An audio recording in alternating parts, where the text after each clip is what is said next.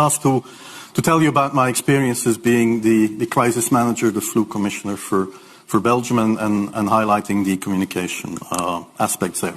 And then you have one opportunity to do it right. I mean, day one is so important. In day one, you start your communication with the press, with the people, and you have to do it right. I mean, you have to go for one voice, one message. In Belgium, they chose to appoint a non-politician to do that. I mean, I have no party affiliations, and that makes things a little bit, at that time at least, a little bit easier, because you're not attacked politically, majority, minority. That doesn't come into play, and that was a huge advantage. The second advantage is that you can play in Brussels the complete naive guy and get a lot more done than you would otherwise be able to do. You have to be omnipresent that first day or the first days, so that you attract the media attention. You make an agreement with them that you will tell them all, and if they call, you will pick up the phone. When you do that, then you can profit from these early days to get complete carpet coverage of the field, and they're not going to search for alternative voices there.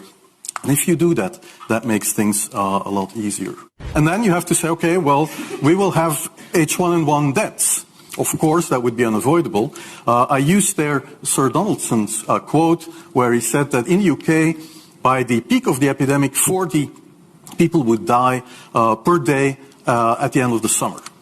So 62 at that time million people in the UK, 40 deaths a day. I worked it out for Belgium. That would be 7 deaths a day at the peak of the epidemic. I used that in the media. 7 Belgian flu deaths per day at the peak of the epidemic would be realistic.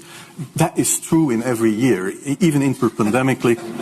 That is very, very conservative. However, talking about fatalities is important, because when you say that, people say, wow, what do you mean? People die because of influenza?